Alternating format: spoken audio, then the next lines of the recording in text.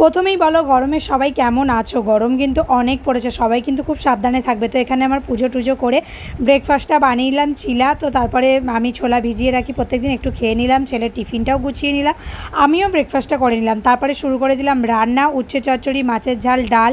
তো সব কিছু ঝটাপট রান্না করে নিয়ে তারপর ছেলে স্নান টান করে নিলে, ওকে খাইয়ে দিয়ে সোজা চলে গেলাম স্কুলে ওকে ছাড়ার জন্য। তো স্কুলে ছেড়ে দিয়ে চলে গেছিলাম একটা বই কিনতে, ওর একটা বই কেনার ছিল।